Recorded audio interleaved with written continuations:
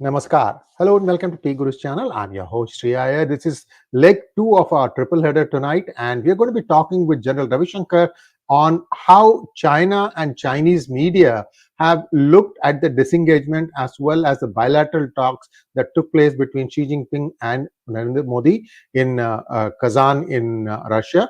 And we are also going to talk about where their thought process is headed, because you can always, connect the dots after that. So let's welcome General Ravi Shankar. General Ravi Shankar, namaskar and welcome to P Guru's channel. How are you, sir? Namaskar and thanks a lot for calling me again. A pleasure to be here, and of course, this is a joint broadcast. Ganashot P Guru's presentation. Yes. Presentation. Yes.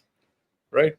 So as always, so 1 second, sir. So, sorry, sir. I should have said this in the beginning. As always, watch it in landscape mode, because there's a presentation that General Ravi Shankar is going to show. This actually deals with the real positions on the land in using maps. So do watch it in landscape mode, and if you can, watch it on your TV. Sir, over to you. Yeah, thanks a lot. This Chinese step back which has happened, and this LSE disengagement, everything, it's been played down by the Chinese, right? They're talking of it as a solution. It's not a pact or a deal or an agreement. In fact, there's a controlled reaction. There are no pictures, no news of disengagement taking place, but there's a lot of chat on Weibo. That's what I first thought. I'll tell you. From now, before we go ahead with what's happening in the Chinese media, I want to show a few pictures of what actually the whole story is, and then I'll see what the Chinese media is. I'll request Sachin, please put the slides on. Yeah. This is the first probable reaction from Chinese in Global Times today, 4 days after the whole event. He says that, in this article, they're spoken about the strategic significance of the China-India detente. Now remember, now they're calling it a detente, which is significant. And it is not easy. He says beyond not easy what it is. So I will get back to that. There are a few constants in the China-India relationship. China views the balance of power is between China, Russia, and USA. And India is just a wild card. It has to be kept in check.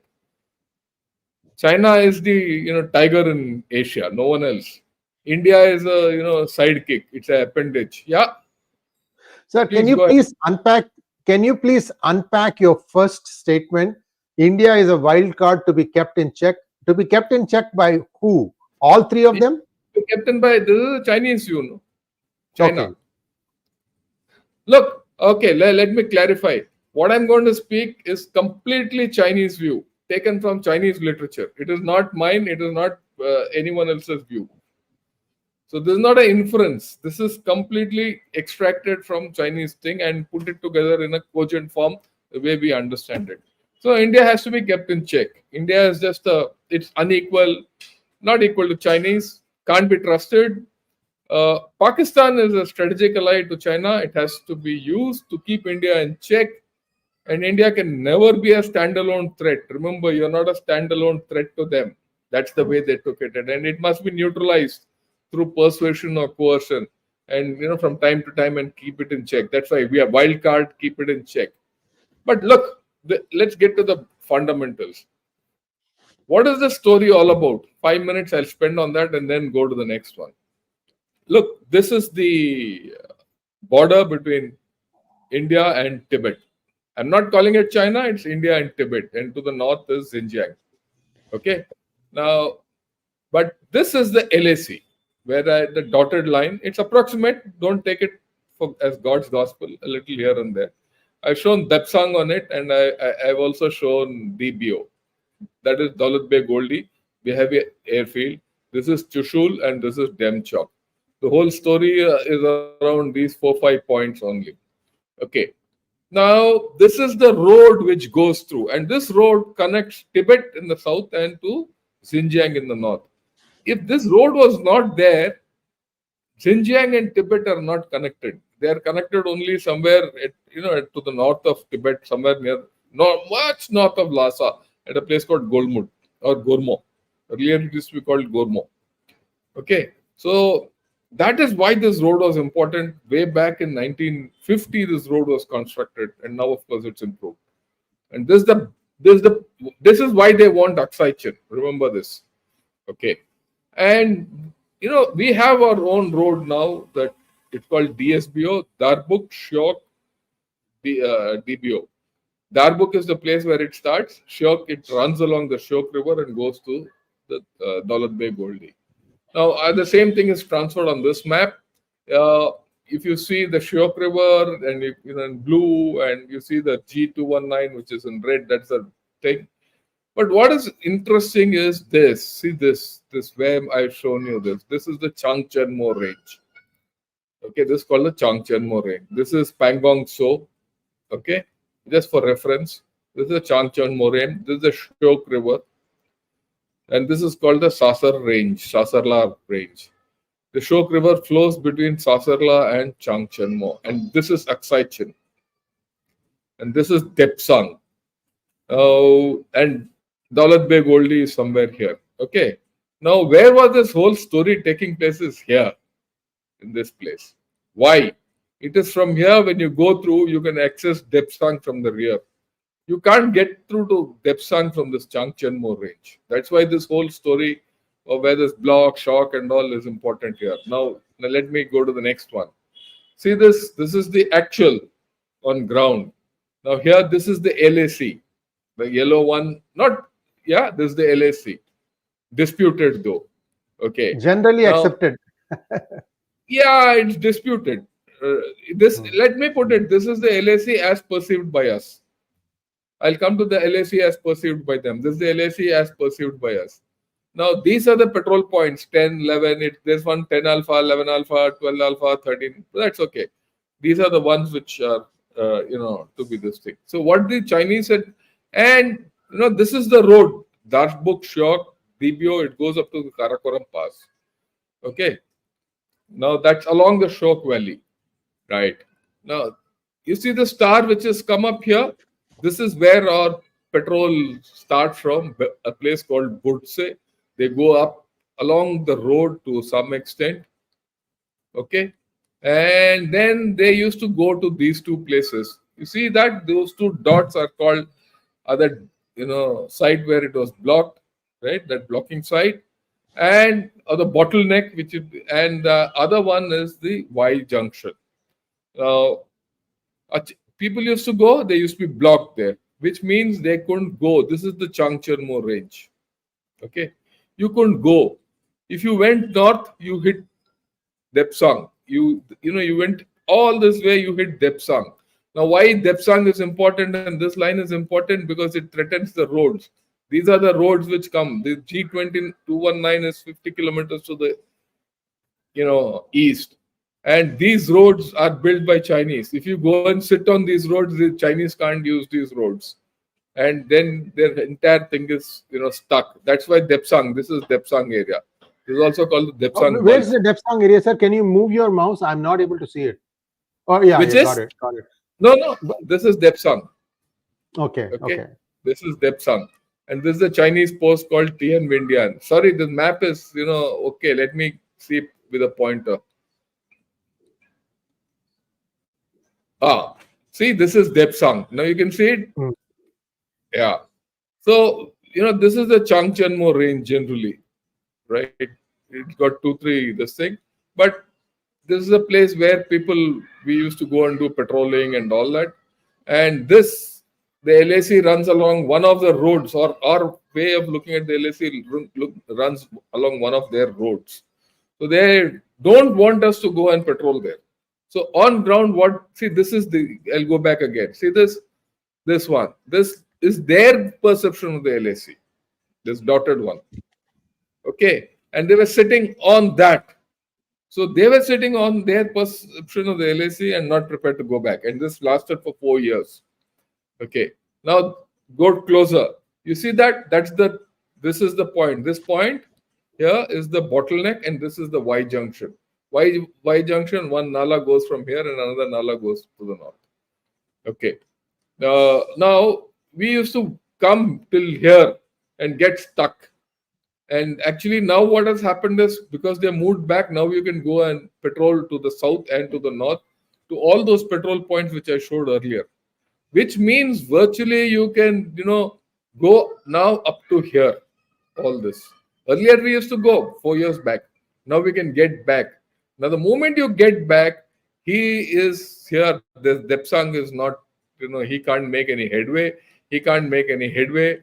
And this G219, that his, again I'll go back to that G219 gets, threatened. See, this is Depsang. This is that where that Y junction is. See this Y junction. So you can go here, and all his roads lead to this road, this major road. So that's his worry, and that's why he was not, allowing us to go there. Okay, so I hope you got that clear. Okay, this is it. If I could request you to go back couple slides, because I had one question there. Go back, sir. Yeah. Back. One more. Yeah. So this is very clear. What I had a question here is, see, you have the dotted line, which is to which point Chinese have come, right? I mean, they have occupied. No. So This is generally the LAC. This dotted line is generally the LAC. I'm not. This is not exact. I marked it out of free sketch. Okay, so let's say there is a Chinese controlled line there, somewhere there. It doesn't matter. Yeah. It could be parallel to that. So Yeah. are we seeing China completely along that line all the way down to Demchok? No. It doesn't happen that way. That's what I'm trying to put across. Please understand. Okay, now let me. I'll explain to you. See, this is here. Sir, I am Dr. Watson to your Sherlock Holmes, sir. Sometimes I ask these questions. No, that's okay. No problem. Don't worry. This whole story is here. Okay. This Changchenmo range you can't go through. It's not easy to go through. There are heights up to 19,000 feet here. So there's nothing here. And this is Pangongso. North bank of Pangongso, you did some movement. And this is the Kailash range, And here you had that face off. This is Chushul. So you can make some movement here, make some movement here, you can make some movement here. You can't go along the LAC fully. Please understand that. Okay. So it's only in parts that the LAC is accessible to both China and India. And there he's covering up his vulnerability to ensure that, we don't interfere with that highway. G219. Okay. G219. Got it. G219. Okay. So this is the thing. So, and as NDTV has reported, they have removed these bunkers and that obstruction. All this is gone. So they'll start patrolling. That's the good part. And now let me get to Demchok area. This is Demchok area. Again, this is the IB. This is the international boundary. Okay. Just see from the international boundary how close this 219 is. If they misbehave, you cut off this 219, he loses control over Xinjiang and Tibet also. That's why he's very sensitive towards Demchok. Now, this is where he's already ingressed. Somewhere here he's ingressed already. In fact, he's ingressed till here, and this is approximately the alignment of the LAC and where people are hanging around. Now, and this is where the Indus comes. The Indus comes from the south, from Mansarovar, enters Demchok and goes past Demchok, and it keeps flowing right up to Leh. Okay. So this is how it is. So he's here. This is where it is. Now I'll explain to you why Demchok is important. Look at this. This is Demchok. This is Demchok village. Actually, actual Demchok is somewhere here, but he's usurped it long back, and we are now here, and he's here. The thing is that there's this Nala called Charding Nala. This line which is coming down. This is Indus which is coming down. And there's pass called Charding La. And there's a Nala coming down from here. It's called the Charding Nala.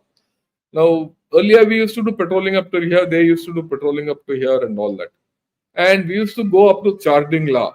Now, in the past 4 years, they never allowed us to go there. They blocked us there. Look, also let me tell you, blocking us means nothing. Actually, you can, outflank them and go and do all that. We didn't do all that because it would have escalated the whole story. That's all. If it's a hot war, this has no value. But we didn't want to go there. Now they've gone back. Okay, even from here, now, I won't say they've gone back from here, they're holding here, but we will now be able to go to Charding Lala. Now, let me explain to you why Charding La and Charding Nala is important. You see this? These red dots here are all the G219. Okay, and this is Right. Demchok, this is Charding Nala, and this incidentally is Mansarovar. Mansarovar is opposite central sector. So, there's a huge Right. map. Right. Now, again, so you're so close to that road. But why Chardingla is important and, is this access, the road. You can see the road from top. Now, look at this map. This is not a map. This is the, Google Earth projection, as you see it, three-dimensionally. Now, this is the road, G219, as seen from Chardingla, top, right? This here is Mansarovar. On a clear day, from Chardingla, you can see Mansarovar. Okay? And this here is the Himalayan range. Yeah. So if he wants to come to Uttarakhand, opposite Nepal, see, this is Nepal. This is a largest kind of a picture I've shown. He's under observation from here. There's nothing stopping you from Chardingla to see his thing right up to Mansarovar, all his activity. So that's why he was not allowing us to go there. Now he's been pushed back. So people don't understand what a big thing has happened. I hope you understood it, Shriyarji. Right? Yes, yes, I Now, did. Yeah. yeah, it's very important, these two places, why he stepped back. I mean, we forced him to step back. Okay, now let's see, having stepped back, what's his reaction from inside? Yeah, you have to understand there are three schools of thought in China. There's a hyper nationalist school which says teach India a lesson. That was the thing which was prevalent in 2020. Okay, but the moment they got blocked after that Kailash Range operation and all that, they couldn't make a headway. This teach India lesson went out of the window. The second is China wants to deal with its main enemy, USA. Okay, but to do so, it has to solve the problem with India. And China doesn't want a two-front challenge. Today, it's come to this school of thought. Okay, there's a rationalist school. Which says importance of relations with India second only to the US. Best strategy is to bide time while continuously maintaining pressure and seeking bilateral cooperation. This was what he was doing till this LAC disengagement and took place, or till such time the Prime Minister and Xi Jinping met. He first tried the hyper-nationalist school of thought. Then he went to the rationalists. He kept putting pressure on us. But now he says he can't do anything. So he's now gone back to solve the problem with India. So this is the important thing. He's tried all his stunts and he's now come to the thing that he has to go back. So this whole story is very, very, very, very, important to understand. Now, the agreement they see is positive. And now I'm going to now come speak to you completely out of their literature. Okay. They see the agreement as a positive development, but details are scarce. The border dispute still remains. And there is a school of thought. There's a thing in China, in Weibo, which says China has been pushed back because of economic challenges, low growth, high youth unemployment, ongoing trade war with USA. All these make China weak. And some people have said, "Yeah, what have you done?" There's a stunned silence in certain quarters. But there is also a thing that they feel that improving ties with India means opening up new economic opportunities and reducing risk. There's a general outlook. What is this general outlook I'm going to talk of? They say, look, this relationship between India, this is the think tank outlook. This what I'm talking now. Not general public, but think tanks. Think tanks feel that this relationship has been hovering at the bottom of a U for a long time, but they see the the positive thing that it has not deteriorated into a conflict so far. So they see some hope. But they know that there are a lot of contradictions long term and a lot of differences. There's a long way to go before normalization. And the border issues and the border between India and China are very complicated. There's a mutual trust deficit. As much as we don't trust them, they don't trust us. Let's be very clear about it. Okay. And there's a prevalent feeling that India can never be trusted. But then they also see there's an opportunity to move ahead, bring India onto the Chinese side or make it neutral. So this is important. They want either India to be neutral or on their side, not definitely on the side of USA. Right. And they now start saying, look, Russia is a good friend of ours. We need Russia to make all these things happen. But superficially, when you look at it, the stress is on resumption of trade. What you'll hear in papers and all is resumption of trade. But this is the underlying outlook. As far as public opinion and distrust in these issues are concerned, they feel that Indian public likes to boast about victory against China. And very funnily, they said this time Indian public is quiet. I don't know whom they are listening to. I think Indian public is quite active, or news channels are quite active. And they've gone to the extent of saying that they think that some Indians think that they have suffered a loss. Many people in India also feel so. There's some reality in this. But then they say India is unreliable, it plays tricks, and they'll not in all agreements between two sides. They want India to stop harassing Chinese enterprises like Vivo and Xiaomi and all these fellows. And they say that India is known as the graveyard of multinational enterprises. And they want resumption of direct flights to China from China as fast as possible. They also feel that from the 1962 border war till now, India has learned its lesson. They don't know. Either they are foolish or they don't know that after 62, whether it was in 67 Nathula, 84 Sundarong Chu, Arunachal, Doklam, or even 2020, we have blocked them.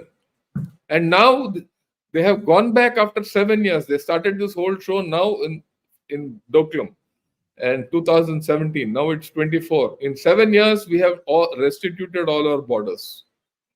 They've had to go back. This is the first time China is going back to its starting point after 7 years. And look at this. India feels that China wants to surround it through the pearl chain. That is a string of pearls, what we talk. They call it the pearl chain. And right. But they also feel that India promotes its own version of pearl chain around China. Diamond necklace.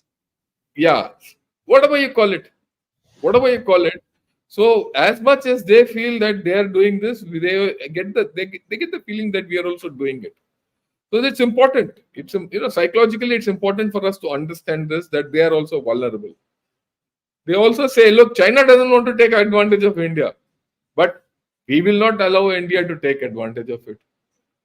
And they are also not sure whether India and China can dance together. Dragon and elephant, they can't dance together type, And then they see that, look, we've done this border agreement and all that, but can India's policy stabilize? It depends on their words and action, not on talk. So the trust and distrust factor. Okay. They also feel, can India loosen up its investment? Right? And allowing people to go and come and all that. They feel that China's direct investment and restricting Chinese citizens from obtaining visas to enter India is slowing the pace. So all these things have come about in the past 5 days. Can you imagine? While there is a lot of chatter against the Chinese authorities in Weibo and social media, but think tanks, some serious newspapers have put up all these ideas. And they also feel some officials within the Modi government tend to relax restrictions. They see a divide between our economic affairs and our diplomatic and military affairs. That has come solely because of the fact that our economic advisor during the budget session said we should invite investment from China. So they are very clear about it. They see a crack in the wall. Yeah, please go ahead. General Ravi Shankar, you think Mr. Ananta Nageshwaran is going to come out and say that statement without the blessings of the High Command, like in the government? Look, let me put it this way. That what Ananta Nageshwaran has said is just the marker. Whatever has happened below. So obviously there's a divide. Or the messaging is not correct. And this messaging is not correct within India, this messaging is not correct outside India also. Or it also shows there's some problem between. We don't know. You know, I'll not speculate beyond this. Right. Okay.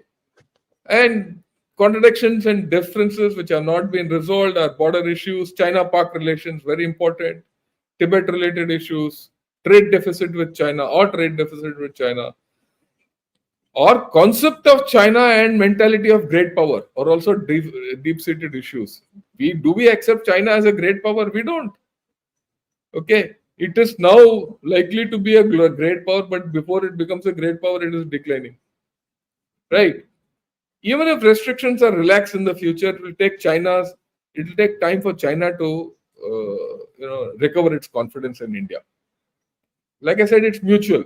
We don't have confidence, they also don't have confidence.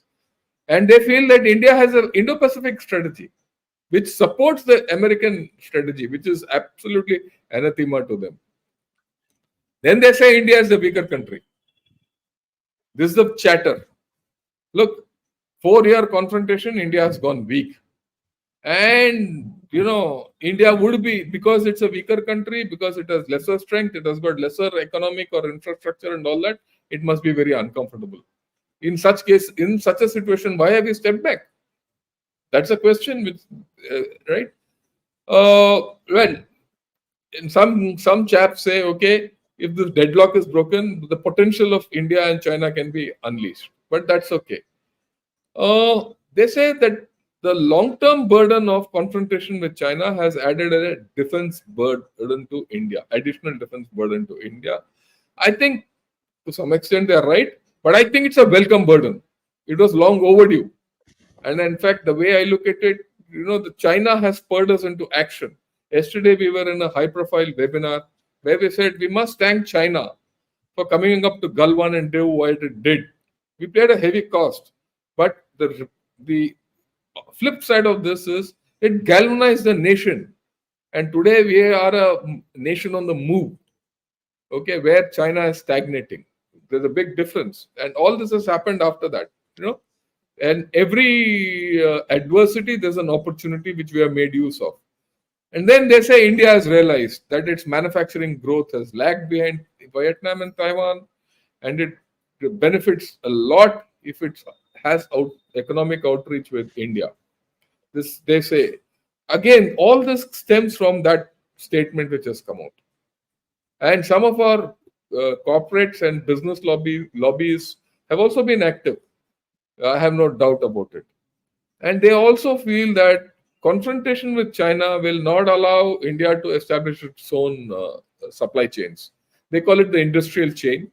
And nor will our manufacturing industry grow. To some extent, they're right. But then that's more due to a failure of our government to achieve its stated targets for whatever reason. Then all this. I mean, okay. Then there's this Modi factor. Let me spend at least 4-5 minutes on it. Very interesting. They say Modi will continue diplomatic strategy of the second term. What is the diplomatic strategy? Pro-American heart, support Russia in face, and openly anti-China. So they don't see this going away, despite all this. Sir, so there's a very apt expression in Hindi to capture this one line. China ko mirchi lagi hai. Hey, that's okay. But you have to understand. Look, we are again. Why I'm showing this to all people, whether they're in Ganashot or in P Gurus, is this. We have to understand what's on the other side of the hill. Yes, the Battle of Waterloo was won because the Britishers understood what was on the other side of the hill. So what do the Chinese think? Unless you know what they think, you don't know how to act, right? Then Modi's high-profile visit to Moscow, he says, is a below-the-belt hit on Biden administration. And here is a funny thing. They also feel that Prime Minister Modi went to Russia to repair the broken relationship between India and Russia. I don't know where they got this view from, but that's their thing. And his visit to Ukraine was a strategic hedge. Okay. They also opine that a prime minister's re-election with a lesser mandate has put him under pressure, right? Especially in relations with neighboring countries and economic reform and all that. He is under pressure to deliver. Right. And then his attendance in Quad Summit in September when he went to Delaware, Wilmington, right? He says India was the biggest winner. And the statement that, which came out of that summit was the Indian Ocean was India's sphere of influence. Now that has, pricked them because they don't believe so. They are against this thought that it is India's sphere of influence. Now they also feel that India, Mauritius, and Seychelles are supportive of each other.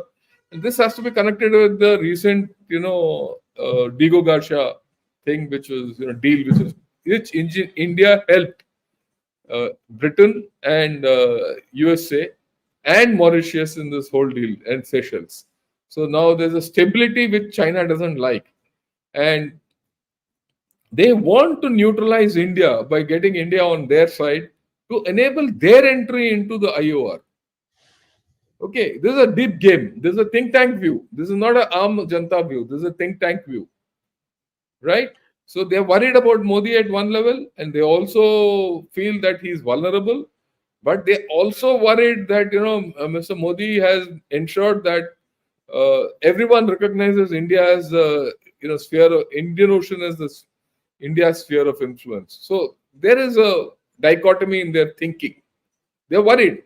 All this indicates what? That India is no more a wild card for them. I told you that, I showed you the three schools of thought. India is no more a wild card. They have to now take India seriously. This is the thing which comes out in the past 3-4 days. Okay. They play a lot of stress on BRICS. They say BRICS is a instrument which is walking on two legs. What are the two legs for China? The first leg is to reform the existing international order and establish an alternative institution, global institution. That's the Sino-centric world order. And BRICS is the main instrument to do so. But then they need India for their BRICS dream. They are also very clear, if China and India are in discord, the idea of BRICS to challenge the US dollar is just a dream. This is written by one of them. I'm showing you key extracts from what their thinking is. And they also feel that India is a negative factor in BRICS because India, and its actions leads to internal differences, contradictions, and casting a shadow on the future. Whose future? Chinese future. Because we are in BRICS, we don't allow China to have its say. So see how they think and see the importance of BRICS and see the importance of India now. People, I want my view. See the importance of India in BRICS and how it plays an insider job to handle China. Now, China can't get through on its own in BRICS. And for all countries in BRICS who are joining, whether the other additional 4 countries have joined or those 15 partners who have now been taken on, what do they call? I think BRICS partners. Associate. So whatever. There are about 14, 15 countries, or 14 or 20 countries, I don't remember the exact number, have been taken on as partners. It's a group. And all these groups also sees India as a hedge to China. So India's heft is going up. And this is very clear from, across the border. It's very important to know what your adversary thinks of you. Then what do you think of yourself? And jo apna bolte jao. PR Shankar could have done this whole story without showing slides. Let me be very clear. I could have rattled all this nonsense out. But I wanted to see, I wanted people to see Chinese phraseology. Of course, I made it changed it a bit. It is their phrases. They are also worried about the Quad. He says this pact will weaken India's commitment to the Quad and the deepening of ties with the US. They see this opportunity, right? India could be influenced into adopting a more neutral or friendly stance towards towards China. This is what I said earlier also. And then this is the very important factor. China wants to concentrate on other issues like Taiwan. It will temporarily stabilize China-India relations, and this stabilization, this deal between Prime Minister Modi and Xi Jinping, it will stabilize the relations and reduce pressure in the West. You have to understand in the larger thing. Now, what has happened is that China was facing a two-front situation.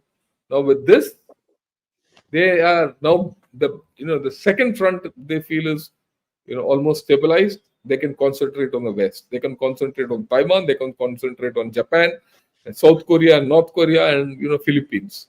So it's a major achievement when you look at it from that point of view. The question for us is, would you like it to happen that way? Okay, but we'll talk of it a little later. And then they talk of this China-India-US relationship. US wants to use India to consume China. They're worried.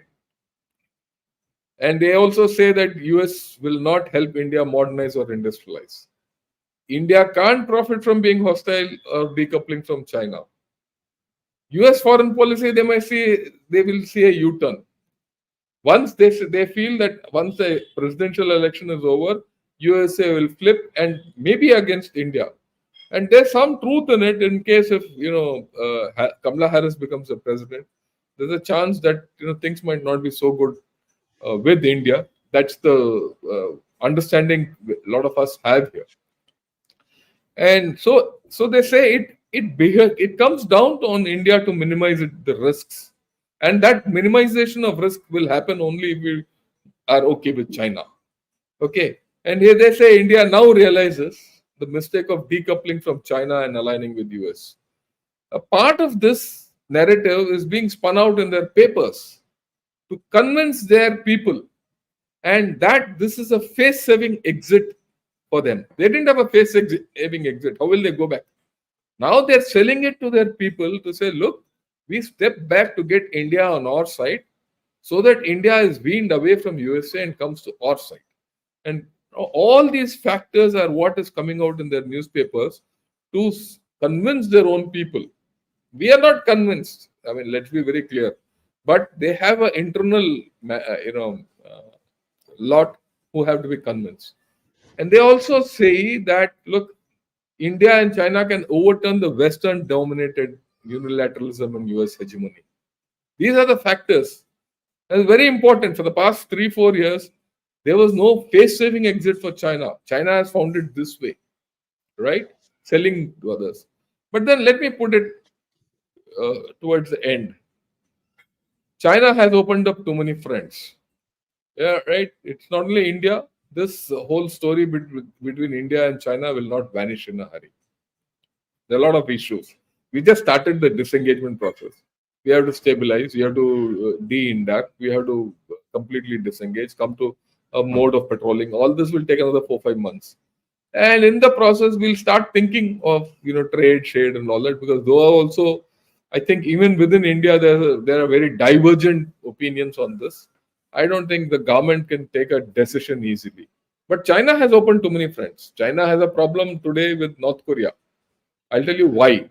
It's not with North Korea per se. If tomorrow, China and North Korea and South Korea join like West Germany and East Germany did, or South and North Vietnam did, and North Korea becomes democratic like South Korea, okay, then what will be the outcome? You will find that the Americans will sit on Yalu on the Chinese border. That worries them hell of a lot.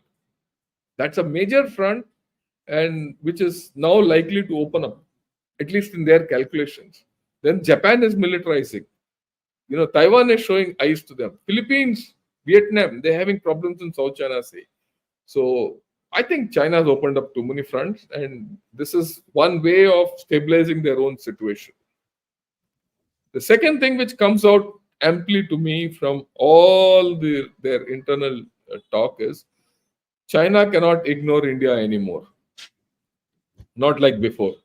If you go back, what was the mood around 2020? Oh, mood, oh, China will walk all over us. What will happen? It's such a big power. We are not. It's a global power. We are hardly anything. All that. All that in 4 years is flipped. No one can ignore India. That's the way I look at it. But if you think that just by this adjustment things are going to get easy, no. The India-China relationship is set to get more complex. The way I look at it. And we need a well thought out China policy across all sectors, whether it's finance, whether it's trade, commerce, military, diplomacy, maritime sector, everything. And that is something we have to get our thing together. Now, look at this picture. It tells you something. You know who made it? A Chinese. I know. Yeah. China feels now these are the four global powers. And this picture is more than a year old. In fact, it's more than 2 years old. Right? Many times we underestimate ourselves. Now, when you see China's balance sheet, on the left, what does it? It's the second largest economy, large population, huge industrial capacity, and with BRI, which gives it a global outreach. It's got a very fast-paced military, which is modernizing very quick. It's got visions of being a superpower, very ambitious, and it has an authoritative political system which can take decisions and implement plans at great speed. That's a great asset, whether you like it or not. But look at the flip. The economy is stagnant and it's got structural issues. It's not going to go anywhere. While its population is large, it has a declining population. And it's irreversible. It's got huge industrial capacity, but that capacity is now over capacity. And the BRI is sick. There's no return of income from BRI at all. In fact, they've lost money there. The military might be huge, but it is inexperienced. And it is not yet the sole power in Asia. Right? And this, meet between Mr. Modi and Xi Jinping very clearly tells you that. Okay? It is facing competition from a rising India. And that authoritative political system is also found to be weak today. As far as till maybe last year it was its strength, but I think now, hereafter, it is its weakness. Because this authoritative political system is not changing. Right. I finished with my presentation. Iyer ji, आप सवाल पूछिए, and then we will go ahead with the questions from everyone. General Ravi Shankar, just wanted to this presentation is fine, General Ravi Shankar. We have a lot of questions from our users, viewers. Yeah, we can take those things. Just one comment on the previous video. Viewers, go back and look at the previous video of General Ravi Shankar. We'll try and put it. I see in comments you can only put one link, so we're going to try and see if we can put that link at the top of the comment. The reason that's important is because some of China's capabilities are reflected in how Iran has been able to defend / not defend itself.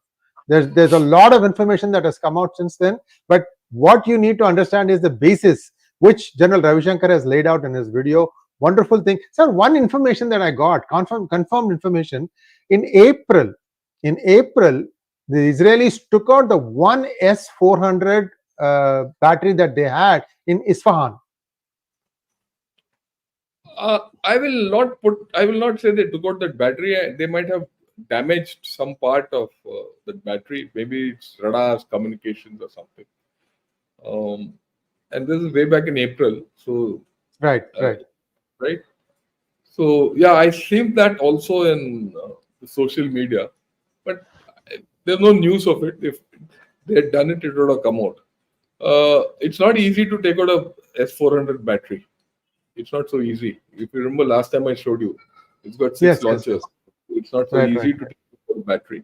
They would have neutralized it electronically through cyber and things like that. So that is feasible. Yeah. Yes, Uh, sir. Let's go to some questions now. Thank you, sir. no, 1 minute, 1 minute. Before I go Yeah. to the question, I would like to put across to all of you, the impact of what's happened here is large because uh, one of the outflows of BRICS is that the linkages between Iran, Russia, and China have strengthened. Yes. Equally, the linkages between Iran, India, and Russia have strengthened for the North-South corridor, international North-South corridor through Chabahar. Okay, so that's a hedge. The BRICS, the Chinese have laid a lot of emphasis on, and that's why I spent some time on the BRICS. They are worried about the Quad. I spoke about the Quad. So this whole story, LAC disengagement is one part of the story. There is an issue of global hegemony. There's an issue of Quad. There's an issue of BRICS. There's the issue of India, China. There's an issue of Indo-Pacific. There's a issue. There are a lot of things. Okay, that's why I went deliberately what China thinks. So now I'm okay for any question which comes my way, please. Yeah, And I yeah. have a lot of Questions, time please. for any number of questions. Next question, please. Ramachandran Jayaraman, thank you for becoming YouTube Thanks a member. lot. Jay Puri Shankaracharya wants to know, the Hindu article says PLA army has got the patrolling right of Yangtze, which is part of Arunachal Pradesh. Is it true, and why document of agreement is not No, made no, no, public? it's not made. It's not true. Yeah, if it had been true, it would have come out by now. No way. We bet them black and blue there. There's no way we would have allowed them. Look, this is one of the conditions which they laid in the last meeting that we need access there, which is no way. No government you can come shouldn't you if they. shouldn't put too much. Sorry, sir. I Yeah, just wanted to say you shouldn't put too much faith on the Naxal Rag's opinions. Next one. yeah.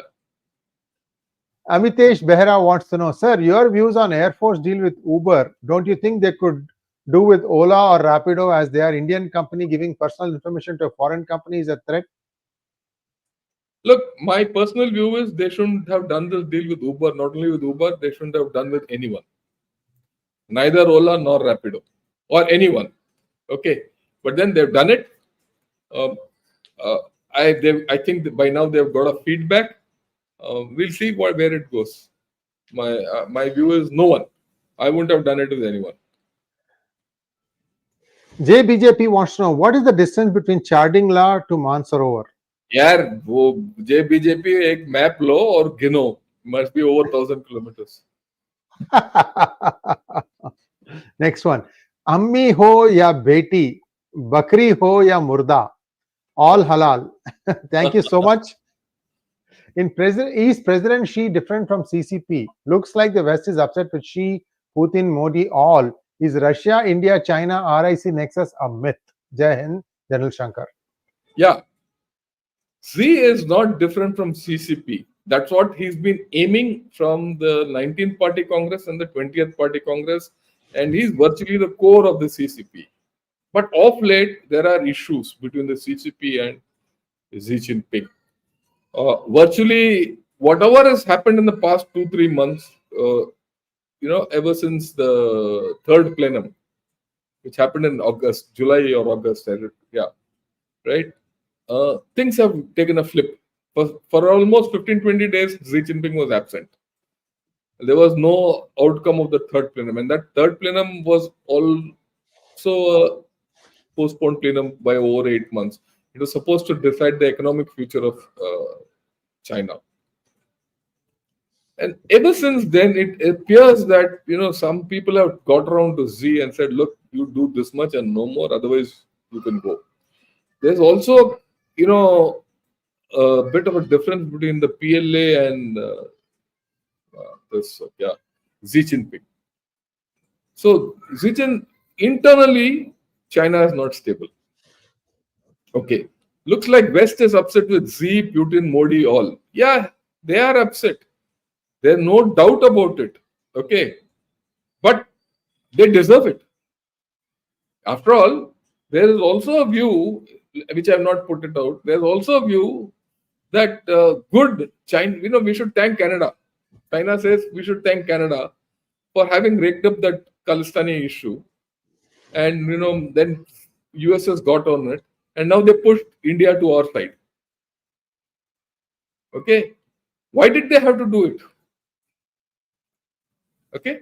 So that is why this BRICS and all has happened. Now you see very muted response even from USA. Of course, USA today is busy with their elections and all that, but they'll come back. They'll come back. USA is busy with elections. There's a firefight going on between Iran and Israel. In between, you have gone and put this churli in between. So there will be enough fix, and they'll leave it to the new president to sort this mess out.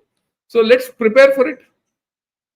In any case, what's there to prepare? You're on a pig's back. You can tell the USA this much and no more. Right? So that's how it is. Is the Russia, India, China nexus a myth? It is a myth. Let's be very clear. No government in India can take on this, nexus. Like I said, this is just a start with China. It's not a great pact. The border has not been delineated. There are huge political issues in this. Okay. And to the certain extent, the Chinese are right. In fact, it's common sense. Mr. Modi has reduced mandate. With that reduced mandate, he can only do that much politically. When he was strong, he can do much on the border. Now, politically, when he is a little not that strong, if you think that he can go and join and start a RIC, he'll be thrown out. I'll tell you why. The people will not accept it. Ultimately, we are a democracy. Okay. So I'm giving you a hypothetical situation. I have full faith in my Prime Minister that he'll not do anything like this. Okay. And there's a long way to go. You don't have trust. How can you get into a nexus with a chap whom you don't trust? It is like that movie Sleeping with the Enemy, Right? Yeah. Bhaskar Verma wants to know, LG Shankar and Iyer sir, Jai Hind. China is just carbon copy of USA, both untrustworthy and want to dominate. Can we use G219 in blitzkrieg manner to move to East Turkestan in North, create buffer? Look, I don't think we should do anything foolish of that kind because we're not prepared for it. Unless you have the military strength to do it, you can't do any operations in northern Ladakh or eastern Ladakh. Okay. You're talking of a place which is 16,000-17,000. Bhaskar Verma, I'll take you there one day. You come with me, I'll give you, or you go there, I'll pay for your flight. Free. Wherever you are, I'll fly you there. Okay. And just exist there for a week without oxygen. And then you'll understand, blitzkrieg. So there's no blitzkrieg in mountains. Okay, there's no blitzkrieg. In a place where, and let me tell you, if I'll use an unparliamentary word, there are times when piss freezes there. It'll freeze midstream. That's the kind of cold you'll experience out there. Okay, it's so bad. Now, you can't do all these maneuver and all that. You have to do it slowly. For that, you need political strength. You need military strength. The political strength which you'll get out of military strength is not there with us today. The day we can do that, then we are on the whole story is different. Yeah. Next one, please. Vishwanathan wants to know, sir, who are the corporate and business lobbies trying to promote Chinese investment? Look, I really don't know, and this is not the place for me to talk loosely. But you must ask the economic advisor because he spoke. He's the right man. He knows. Well, he has spent a fair amount of time in Singapore, I'm told. So he must be knowing. Look, if he's the economic advisor to the India, to the government of India, and if he's made a statement, it's a responsible statement. And he would have made a statement knowing fully well who the people who want to invest in India. But if you ask me who want to invest from China, BYD, all these mobile company chaps, EV chaps, all these guys, want to invest in India. So, yeah. Next one, please.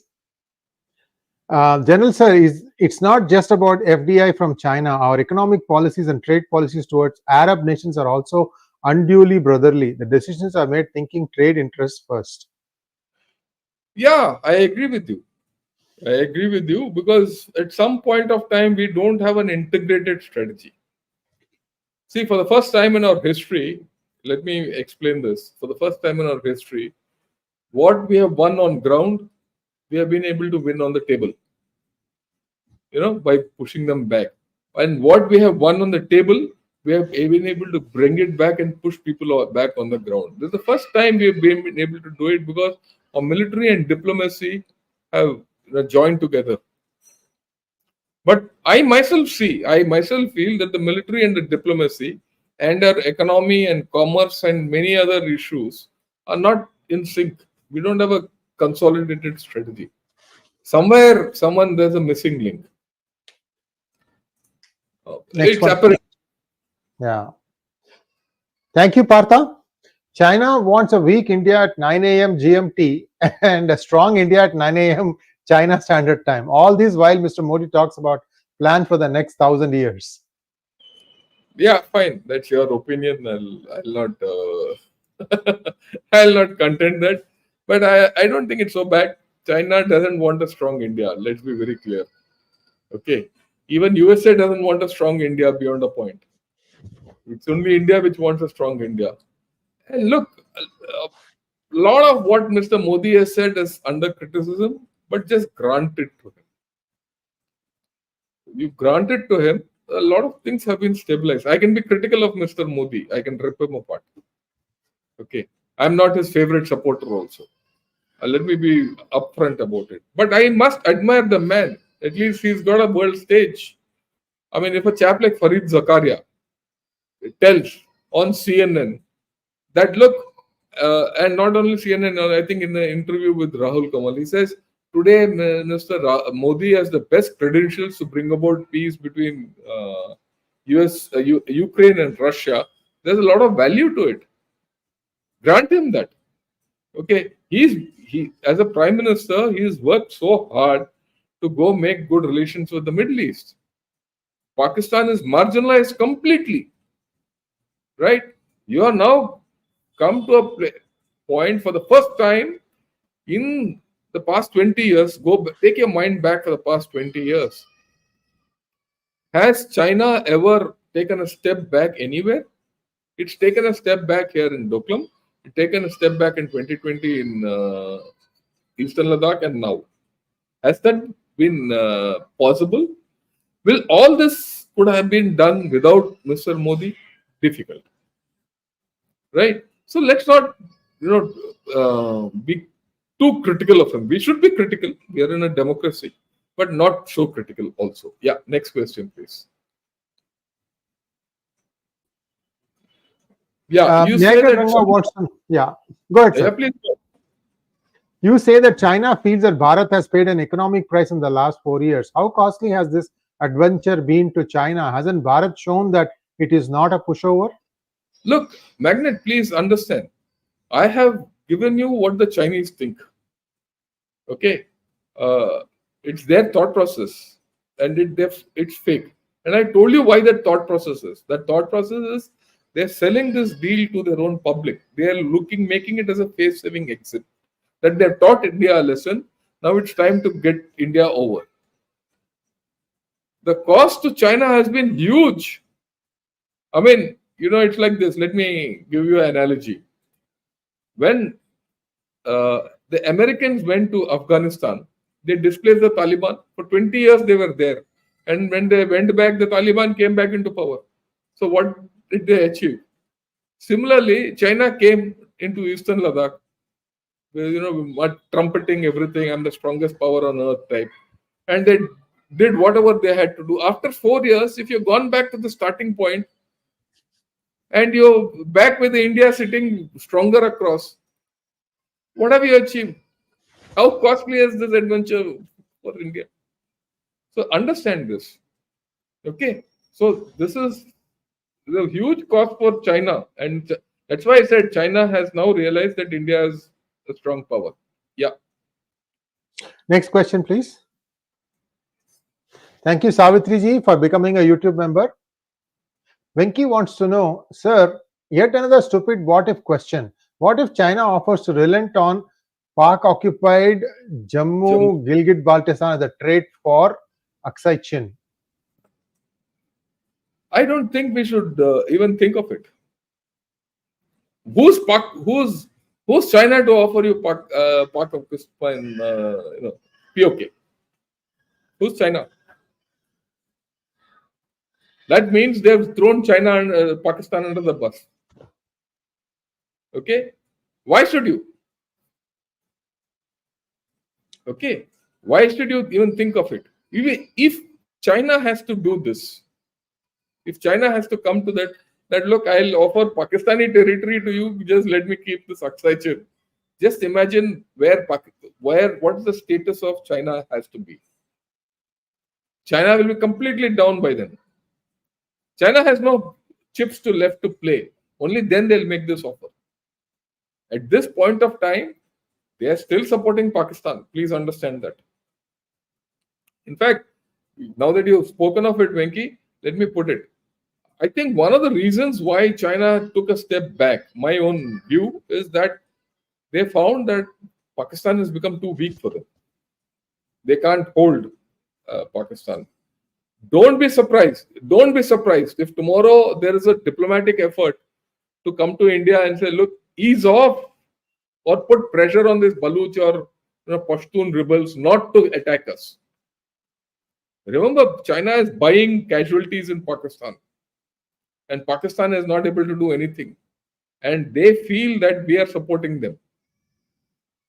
So they feel that if they mend their fences with us, we can tell them, and then that BRI can go ahead. So there are wheels within wheels in this whole story. I'm not, I'm glad you asked this question. I've brought this out. I must thank you for it. So, we should operate from a position of strength. Today we are in a position of strength. Press on. Need to build our strength more to move ahead. Venki, one thing that I would suggest you do is watch some good movies on India's independence. Gandhi is a good movie. Not everything I would say I agree with it. Also, read up about Bala Gangadhar Tilak. His vision about Purna Swaraj was way ahead of everybody else, and how that was derailed by the British. You understand a lot of these things, and see how India has always been broken up from within.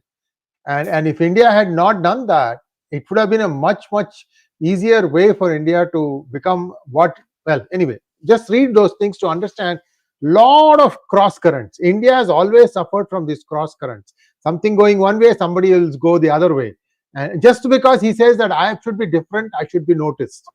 If you go and look at Venki, you should look at some of the Bal Gangadhar Tilak arguments in the court. He would tell the judge, who are you to tell me what I should do and not do in this country? This is my country. I mean, amazing. This is the early 1900s. It's just mind-blowing. Next, let's go to the next question, please. Al Merchant wants to know, the step back may be triggered because the credible threat from Pakistan has diminished for India. So now it is more of a two-front credible threat for them. Yeah. Adventures of the first island chain. Yeah, I agree with you. Look, let me put it this: China has been caught in 4 fronts. China themselves, people have said they're facing 4 fronts. Which are these 4 fronts? One is the India front, second is the South China Sea, third is Taiwan, fourth is Korean Peninsula. They have stuck. They have opened up too many fronts. I told you this. That's why they want to step out. And then also the fact that China has realized that Pakistan is very weak anymore. Pakistan can't survive. After all, yesterday, this foreign minister, no, the finance minister of Pakistan has gone for some 1.3 billion loan to China. They are Yeah. living hand to mouth. 10 billion yuan or 1.3 billion dollars. Correct. Yeah, but yeah, yeah, Sir, just on the same line, viewers, 20 minutes time. We are coming back to talk about that with Sumit Peer. So do come back for that. Let's take a look at the last question. Vamred, thank you so much. Good evening, sir. China always tries to push. Won't this happen again? Has China realized it cannot do this on LAC issue again, and can we prevent it? yeah.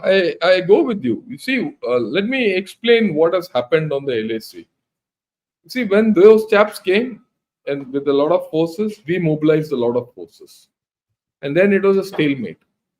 Once the stalemate had, we did rebalancing. Now, once you do rebalancing, you put forces on the LAC all across. Not exactly on the LAC, but in reasonable distance. Now, when you did rebalancing, especially in the central sector and in the east, right, they had to do rebalancing. Now, in the process of rebalancing, where do they get troops from? They get troops from the hinterland. They had two group armies. Most of it are now across us, virtually face to face kind. I wouldn't say face to face, but across each other.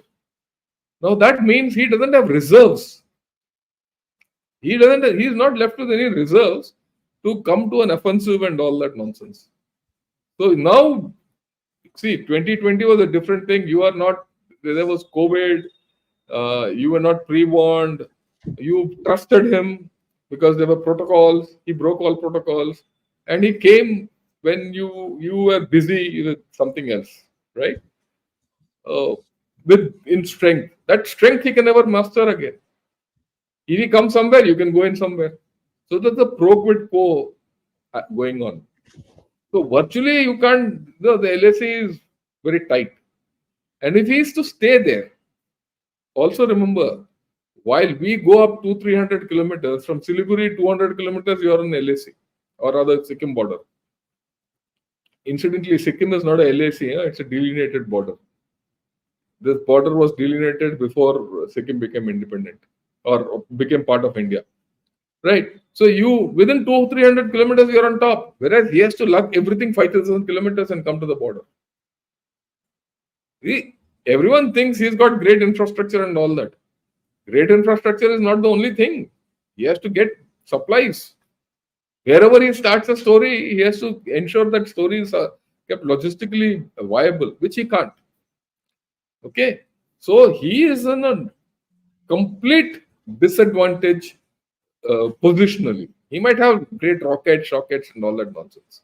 But positionally and tactically, he's off balance. He knows that. And I've been telling, if you take my earlier videos, which I did in 2020, I think some might be with the P Gurus, some might be with the Sanjay Dixit, Jaipur Deluxe, and some with the Adi Arjun fellow in Diff Talks. I have very clearly said repeatedly, wait, in 3-4 years, they'll go back. People used to ask me, look, when will China come back and attack us? I said, forget attack, they will go back. The time has come. Okay. And just the other day, I showed a clip, just for your information. I don't know whether I can show it. If I can, I have that, where Mr. Sandeep Punitham of News 9, I was on News 9, and he very clearly said, so I remember 4 years back you predicted something. At that time, I didn't believe you. And today it is true. So that's what I'm saying. It's not easy for China. I leave it at that. Thank you so much, sir. What a wonderful insights into how the other side is looking at how this whole thing has been progressing. Viewers, please like, share, and subscribe to our channel, not just ours, but also Gunner Shot. From wherever you are watching, do send in your comments and we'll try to respond to you. Thank you once again, sir. Namaskar. We'll be seeing you very soon. Last point I want a request to all of you, go to Gunner Shot and see the Chanakya defense dialogues. Yes. There's some wonderful views out there. Tomorrow, day after, I'll be putting out Sudhanshu Trivedi, Meenakshi Lekhi, and General V.K. Singh, and all those people. Those videos are fantastic. I keep telling everyone, whether it is Sree Iyer or I, we are not the official guys. We talk Right. from our knowledge and analysis and all. The guys who spoke there are official. They are the chaps who are handling issues. I don't see enough of you seeing those videos. Sometime down the line, I'll give it to. It'll come on P Gurus also. But right Yeah. now, please feed there. Yeah. Thanks. Sorry. Thank you so much, sir. Namaskar. Namaskar.